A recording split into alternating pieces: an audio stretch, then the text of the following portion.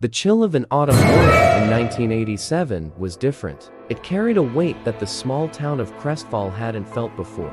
A silence that was heavier than the usual morning fog rolling off the mountains. This was the day that 8-year-old Lily Anderson vanished. One moment she was playing in her front yard, her laughter a familiar melody in the quiet neighborhood. The next, there was only a chilling void. A single red ball left motionless in the grass. The initial investigation was a flurry of activity, a desperate scramble against the fading light of hope. Police cars lined the quiet suburban street, their flashing lights painting the trees in frantic strokes of red and blue. Neighbors were questioned, their faces etched with a mixture of fear and disbelief. Every inch of the surrounding woods was searched, every lead, no matter how faint, was pursued with grim determination. Days turned into weeks, and the vibrant colors of the search posters began to fade under the relentless sun. The town's initial shock slowly hardened into a permanent scar, a collective ache that never quite went away. Lily's case file grew thicker, filled with dead-end tips, fruitless interviews, and forensic reports that yielded nothing. No witnesses had seen a thing. No fingerprints were left behind. The kidnapper, it seemed, had materialized from thin air and vanished just as mysteriously, taking a piece of the town's soul with them. The years began to pass, each one a silent monument to a loss that remained raw and unresolved. Lily's family, trapped in a timeless grief, kept her room exactly as she had left it. The town tried to move on, but the memory of the missing girl lingered like a ghost in the autumn air. The case was officially declared cold, relegated to a dusty shelf in the archives, a testament to a question that had no answer. Then, on the first anniversary of her disappearance, something strange happened. A small, simple bouquet of fresh daisies appeared at the very spot where Lily was last seen. It was placed neatly at the base of the old oak tree in her front yard, its white petals a stark contrast to the browning autumn leaves. There was no note, no card, no indication of who had left it. The police were called, and a flicker of hope ignited. Was this a message? A sign of remorse from the kidnapper? Forensics teams carefully collected the bouquet, examining every petal and stem for a clue.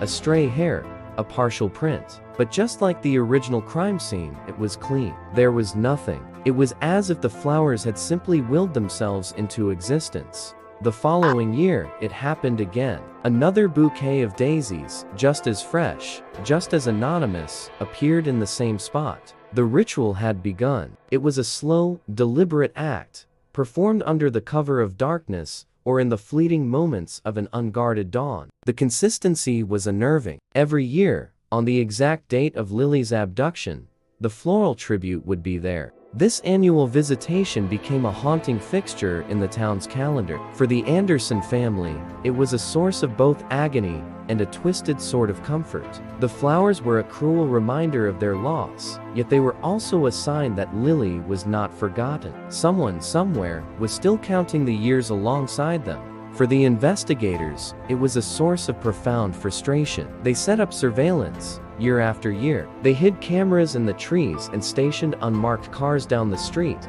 their occupants waiting with patient, weary eyes. They watched and waited, hoping to catch a glimpse of the phantom florist who haunted the scene of the crime. But the visitor was always one step ahead. The flowers would appear as if by magic. One year, camera's memory card was inexplicably corrupted. Another year, the officer on watch was called away for a minor emergency just moments before the bouquet was discovered. The kidnapper was a ghost, a whisper, their ritual a taunt to the authorities who could never seem to close the net. The ritual itself was deeply atmospheric, almost ceremonial. It wasn't just a random act. It felt planned, deliberate. The choice of flowers daisies symbolized innocence, a poignant and painful nod to the little girl who was stolen. The act of returning to the scene was a pilgrimage, a perverse act of remembrance. This wasn't just about leaving flowers. It was a statement. It spoke of an obsession that hadn't waned with time. It suggested that the person who took Lily was not some distant figure who had moved on and forgotten. They were still intertwined with the crime, bound to it by this yearly ritualistic act. The kidnapper hadn't just left. In a way, they had never left at all. The years stretched on. 5 years, 10 years, 15. The lead investigator on the original case, Detective Miller, retired, but he never truly left the case behind. He would drive by the Andersons' house every anniversary, just to see the bouquet for himself. It was his own ritual, a silent promise to a ghost that he would never give up. The town grew older. Children who had been Lily's playmates grew up, had families of their own, and told their own kids the cautionary tale of the girl who disappeared. The story became a local legend.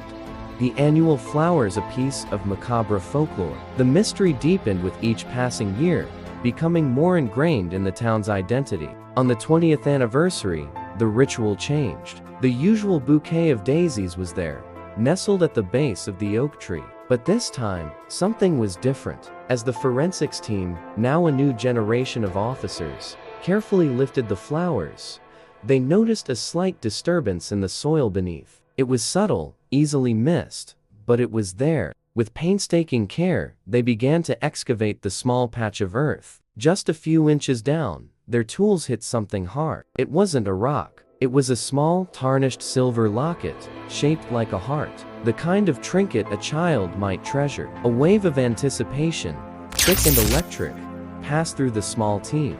The locket was carefully opened back at the lab. Inside, protected from the elements for 2 decades, was a tiny, faded photograph. On one side was a smiling, gap-toothed picture of Lily Anderson. On the other side was a picture of a man. He was older, with kind eyes and a gentle smile.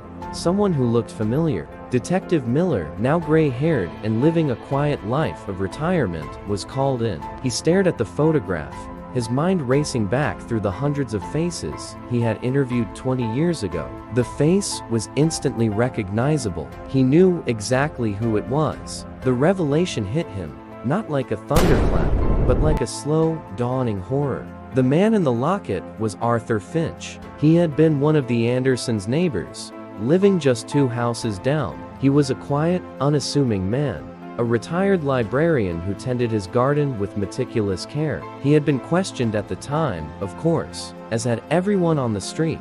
Arthur had been polite, seemingly heartbroken for the family, and had a solid alibi. He claimed he was at a weekly book club meeting across town. His alibi was confirmed by several other members. He was quickly dismissed as a person of interest. There was no reason to suspect him. He was just the quiet, friendly neighbor. The discovery of the locket shattered that perception. This single piece of evidence recontextualized everything. It proposed a new, chilling theory that finally began to crack the case wide open. The investigators pulled Arthur Finch's original file, scrutinizing every word he had said 20 years prior. The theory was that Arthur Finch hadn't acted alone. His alibi for the book club was real, but it was also the perfect cover. The investigators theorized that he had an accomplice, someone who could carry out the physical act of the kidnapping while he was establishing his unbreakable alibi. But who? They re-examined the list of book club members. Cross-referencing names and backgrounds, they found a connection. One of the members was Arthur's younger brother, a drifter named Thomas Finch, who had been staying with Arthur for a few months around the time of the kidnapping. Thomas had a minor criminal record and had left town abruptly a week after Lily vanished. The police had questioned Thomas back then, but he was cagey and uncooperative. Without any evidence linking him to the crime, and with his brother providing a loose alibi for him as well, they had been forced to let him go. He had fallen off the radar completely since then. The locket changed everything. The theory became clearer. Arthur, the mastermind, obsessed with the innocence he saw in Lily, planned the abduction. He used his less astute brother, Thomas, to carry it out while he sat in a library, surrounded by witnesses. It was a simple, yet terrifyingly effective plan. But why the ritual? Why the flowers? That was the part that pointed directly back to Arthur. He was a man of habits, of rituals. His garden was a testament to his obsession with order and control. The annual bouquet was his private, twisted memorial. It was an act of profound guilt, but also of pride. He was hiding in plain sight, participating in the town's grief, while being the secret architect of it. He couldn't help himself. The obsession that led him to plan the kidnapping was the same obsession that compelled him to return to the scene, year after year. He needed to be close to his crime, to relive it, to honor it in his own sick, ritualistic way. He felt a sense of ownership over Lily's memory. The locket was the ultimate clue. Perhaps, after 20 years, his guilt had become too much to bear. Perhaps, in his aging mind, he subconsciously wanted to be caught. Leaving the locket was not a mistake. It was a confession, buried under 2 decades of soil and secrets. It was a final, desperate act from a man consumed by his own darkness. Armed with this new theory, the police located Arthur Finch. He was now frail, living in a nursing home, his mind clouded by age. When they showed him the locket, his carefully constructed composure, maintained for 20 years, finally crumbled. He didn't confess in words, but the look in his eyes, a flicker of recognition, of fear, of a deep, ancient sorrow, said everything. They also tracked down his brother, Thomas, who was living under a different name, in a state hundreds of miles away. Faced with the evidence of the locket and the pressure of a new investigation, Thomas confessed to his part in the crime. He told them the whole story, confirming Arthur's role as the planner. He also told them what had happened to Lily. The truth was more tragic than anyone could have imagined. According to Thomas, the kidnapping had gone wrong. Lily had panicked, and in a clumsy attempt to keep her quiet, she had been accidentally suffocated. It was not a ransom plot. It was purely about possession. Arthur had simply wanted her. In his deluded mind, he was preserving her innocence forever. Thomas, terrified, had buried her body in a remote, wooded area miles outside of town, a place no one would ever think to look. He then fled, leaving Arthur to live with the secret. Arthur, in turn, began his annual ritual, a way to mourn the innocence he had sought to possess, and had instead destroyed.